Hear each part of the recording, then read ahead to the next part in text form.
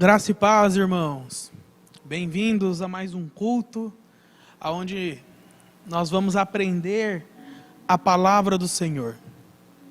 Na última vez que eu ministrei aos irmãos, ministrei sobre as bem-aventuranças. E hoje nós vamos permanecer nesse lugar. Então eu queria que os irmãos abrissem a Bíblia em Mateus capítulo 5. Mateus capítulo 5, 6 e 7 fala do Sermão do Monte. É o melhor e mais poderoso sermão de toda a história da igreja. Pregado pelo maior pregador de toda a história, pelo Senhor Jesus. Mateus 5, 6 e 7 é conhecido como o Sermão do Monte. E dentro do Sermão do Monte tem um capítulo, vamos dizer assim, com as bem-aventuranças. Bem-aventuranças. Você vai ler ali que ele fala, bem-aventurados são os. E aí ele vai citando qualidades que a pessoa deveria ter. Bem-aventurado significa muito feliz, ou abençoado, mas abençoado e felicidade de uma forma plena, de uma forma que não falta, que não tem nada fora, sabe? Completo, uma felicidade plena, uma felicidade completa. Uma pessoa bem-aventurada. Era a palavra que eles usavam para se referir aos deuses gregos, sabe? De uma felicidade completa, a felicidade dos deuses. Falsos deuses. Mas era o que eles usavam para se referir a uma felicidade completa. Bem-aventurados. E acompanha comigo então a partir do versículo 1, que diz assim: Bem-aventurados, estava começando no 3. Vendo Jesus as multidões, subiu ao monte, e como se assentasse, aproximaram-se os seus discípulos, e ele passou a ensiná-los dizendo: Bem-aventurados os humildes de espírito, porque deles é o reino dos céus. Bem-aventurados os que choram, porque serão consolados. Bem-aventurados os mansos, porque herdarão a terra. Bem-aventurados os que têm fome e sede de justiça, porque serão fartos. Bem-aventurados os misericordiosos, porque alcançarão misericórdia. Bem-aventurados os limpos de coração, porque verão a Deus. Bem-aventurados os pacificadores, porque serão chamados filhos de Deus. Bem-aventurados os perseguidos por causa da justiça, porque deles é o reino dos céus.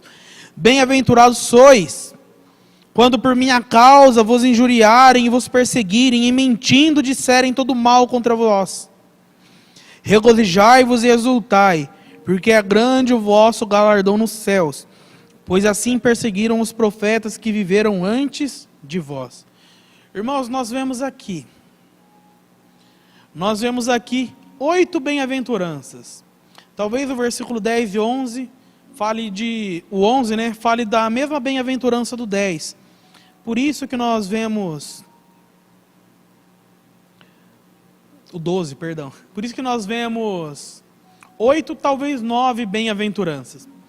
Mas eu queria que você se atesse comigo ao versículo 8. Bem-aventurados os limpos de coração, porque verão a Deus. Ou, felizes os puros de coração, pois verão a Deus. Irmãos, a essência do cristianismo, a essência da nossa fé é ver a Deus.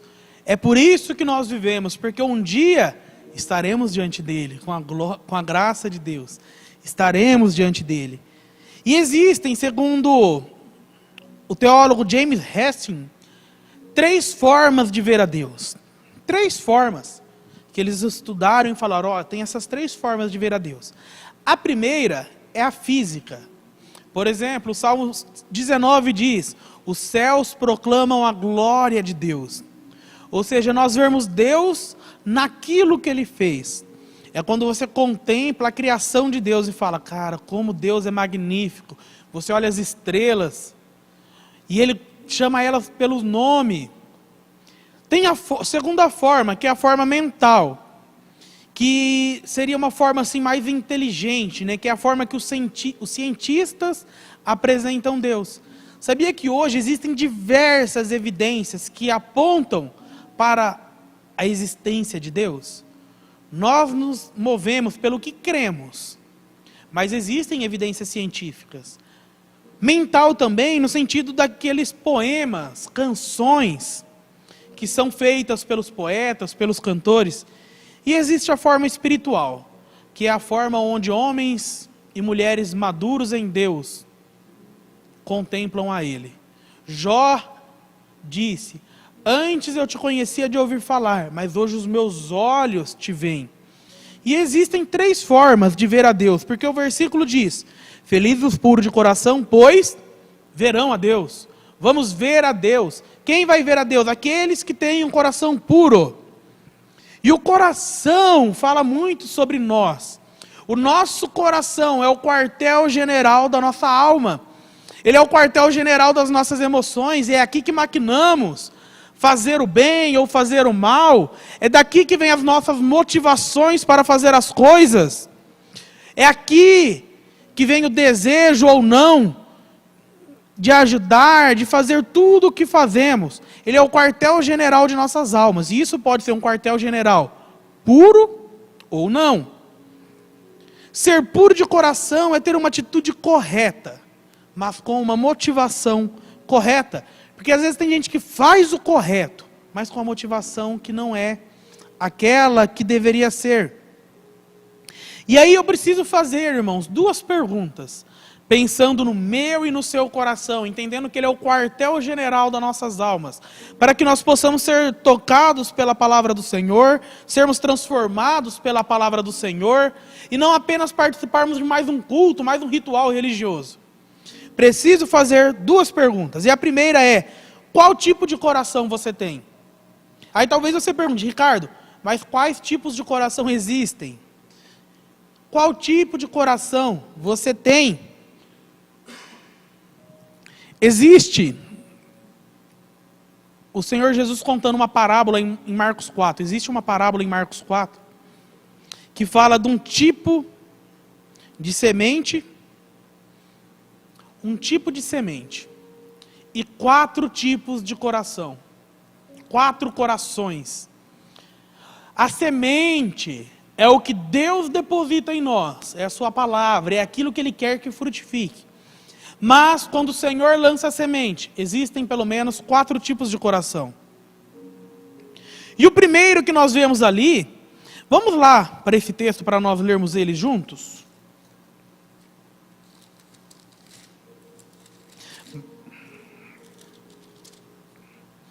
Marcos capítulo 4. Vou aguardar para você achar aí. Marcos 4.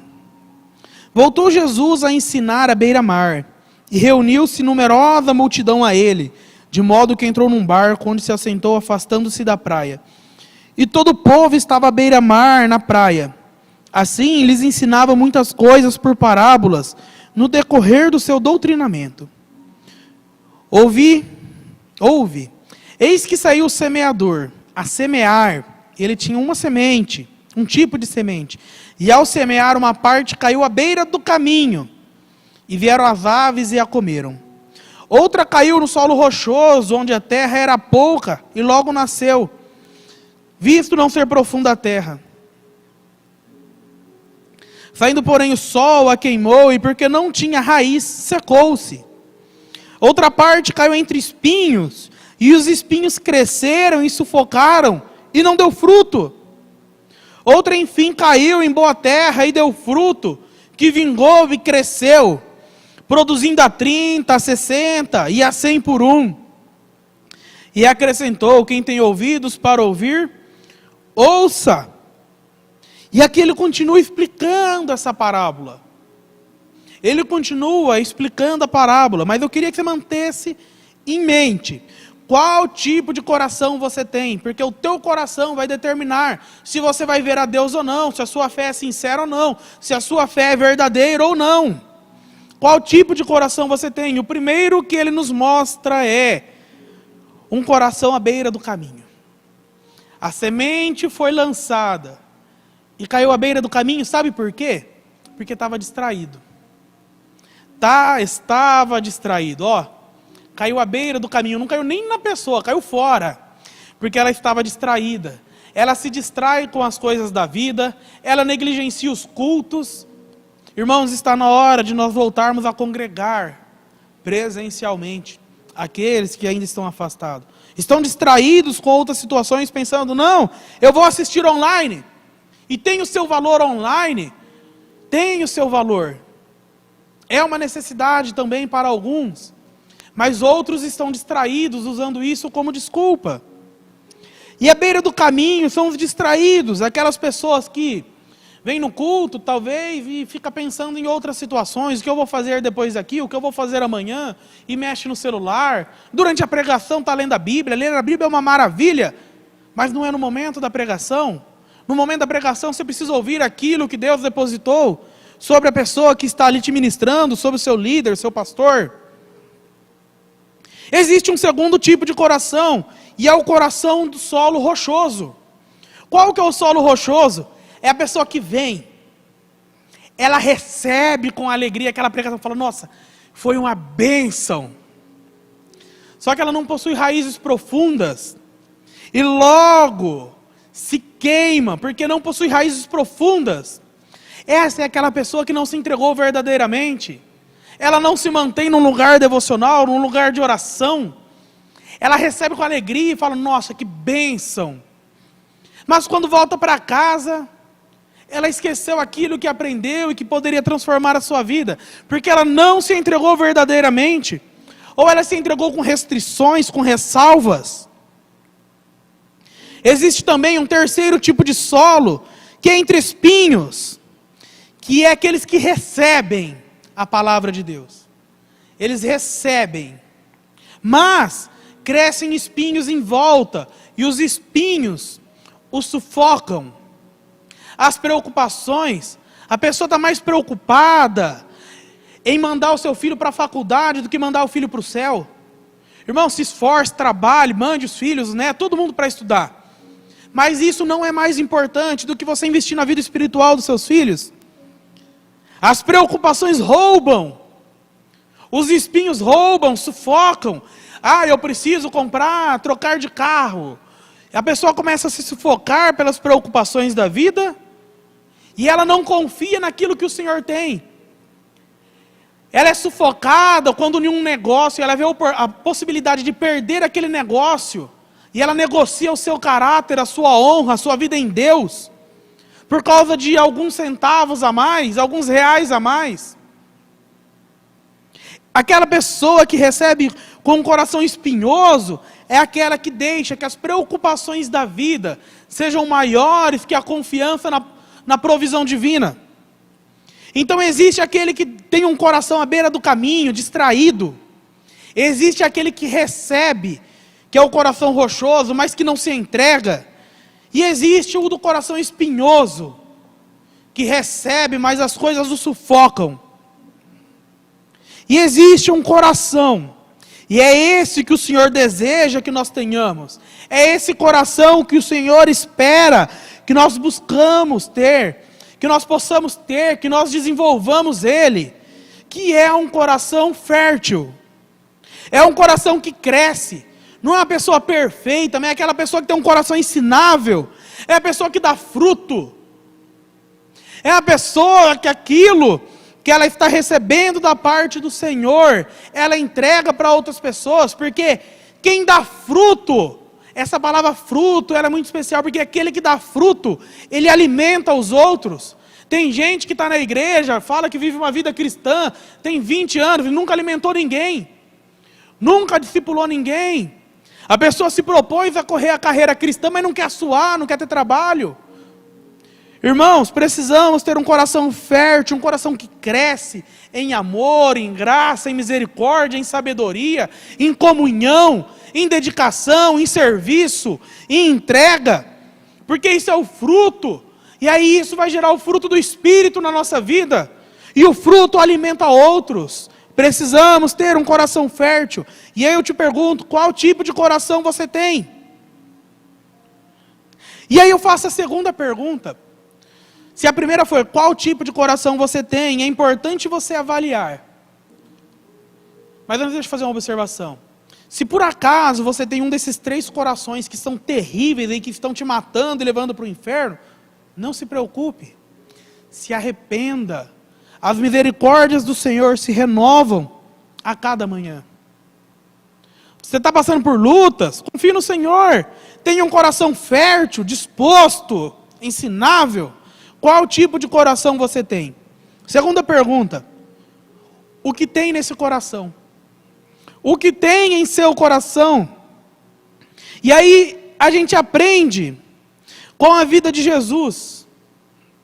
Irmãos, a gente já aprendeu aqui nessa casa. Já aprendemos com o pastor Valtenir, já aprendemos com a pastora Samanta sobre o poder da língua. E a boca fala do que está cheio o coração. Mateus 12:34. A boca fala daquilo que o coração está cheio. A pessoa que só fala lamento, lamúria, que só fica com mazelas, problemas, falando mal dos outros, angustiado o tempo todo, é um coração que precisa ser observado, porque é isso que vai sair na sua boca, suas feridas. Se você não tiver um coração curado no Senhor, não vai sair cura, só vai sair doença. Se o seu coração estiver doente, vai sair doenças. A boca fala do que o coração está cheio. O nosso coração, escreveu Jeremias, é desesperadamente corrupto. Ele não é corrupto apenas, ele é desesperadamente corrupto. Então precisamos desconfiar dele com a ajuda da palavra, do Espírito Santo. Só que aqui nós vemos como podemos obter um coração puro. Isaías 6 tem um dos meus versículos, das passagens favoritas. Porque Isaías declara e fala: eu vi o Senhor sentado em um alto e sublime trono. E aí lá, ele fala mais algumas coisas e ele continua e fala: eu vou morrer porque eu vi o Senhor, porque eu sou um homem de lábios impuros, e habito no meio de um povo de impuros lábios. Ou seja, a minha boca é impura, a minha boca é fofoqueira. O meu coração não é aquilo que deveria ser. E aí o anjo pegou uma brasa viva no altar, foi lá e tocou na língua de Isaías. Por que tocou na língua? Porque foi aquilo que ele reconheceu que precisava de transformação. Como obter um coração puro? Reconheça que precisa de transformação na sua vida. O que nós aprendemos com a vida de Jesus? Porque nos momentos de maiores angústias, de maiores aflições, saem do nosso coração aquilo que é mais evidente, aquilo que temos dentro. Porque agir na vida cristã, você pode sair de casa, ensinar os teus filhos, combinar, chegar aqui, andar de mão dada, tratar bem a sua esposa, o seu esposo, é uma maravilha. Você agiu. Agora, quando você reage, que você é confrontado, que pisam no seu pé, que acontece algo, você vai reagir como aquilo que você realmente é. E o Senhor Jesus, nos momentos de maiores angústia, saiu da boca dele aquilo que havia no seu coração. Lembra de quando Judas foi trair Jesus? Judas foi trair Jesus. E chegando lá, aquela multidão com pau, espada, pedra, aquela coisa toda, ele beija Jesus e Pedro saca da espada, dá na orelha do servo, do sumo sacerdote. E Jesus fala para Pedro: guarde a espada, porque aqueles que lançam mão da espada, pela espada morrerão. Aqui ele citou um versículo, Jeremias 15:2. Quando Jesus, ele estava acuado, olha, ele estava reagindo, o que saiu da sua boca? Um versículo da palavra de Deus. Quando ele estava na cruz, e ele falou: Eli, Eli, lama sabachthani, ele citou o Salmo 22, versículo 1. E quando ele entregou a sua vida, e falou assim: Pai, em tua mão entrego o meu espírito. O teu último suspiro na cruz, a tua última frase, foi a citação do Salmo 31:5. Então o que saiu do coração de Jesus, nos momentos de maiores aflições e angústias, foi a palavra de Deus. Foi a palavra de Deus que saiu da sua boca, porque era a palavra que tinha em seu coração. Irmãos, qual que é o relacionamento que você tem com a palavra de Deus? Qual que é o carinho que você dá, a sua dedicação, qual é o empenho que você tem em aprender a palavra de Deus? Um coração puro, ele é conquistado. Salmo 119, do 8 ao 11, fala: como pode o jovem, a pessoa manter puro o seu coração? E fala: guardando a palavra no coração para não pecar contra o Senhor. Então guarde a palavra no coração. Um coração puro, ele é cultivado, ele é guardado.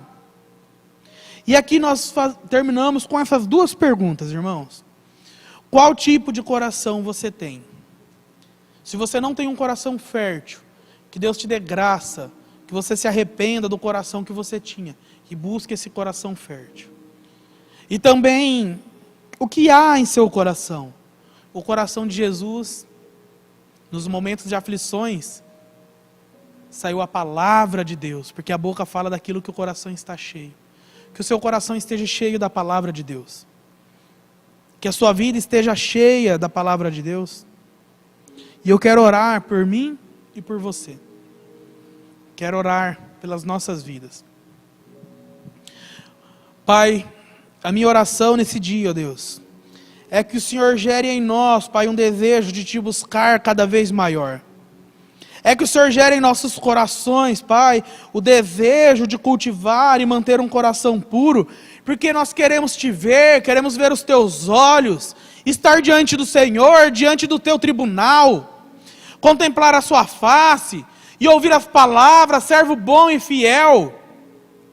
Por isso, ó Deus, nós pedimos que o Senhor nos dê um coração fértil. Nos arrependemos, Senhor, pelas vezes que tivemos um coração espinhoso, distraído, rochoso. Nos arrependemos, Senhor, pelas vezes que deixamos entrar situações, máculas, coisas que contaminam o nosso coração. E pedimos, Senhor, que o Senhor nos ajude a permanecer num lugar, Pai, num lugar no Senhor, onde a Tua palavra vai nos ensinar e o Teu Espírito Santo vai nos conduzir a toda a verdade. Senhor, a minha oração é que o Senhor alcance os nossos corações neste dia, e que nós possamos ter um coração puro para a glória do Senhor, Deus. Porque nós desejamos te ver. E é isso que buscamos, é isso que queremos. Em nome de Jesus. Amém. Amém. Amém, irmãos? Que tipo de coração você tem?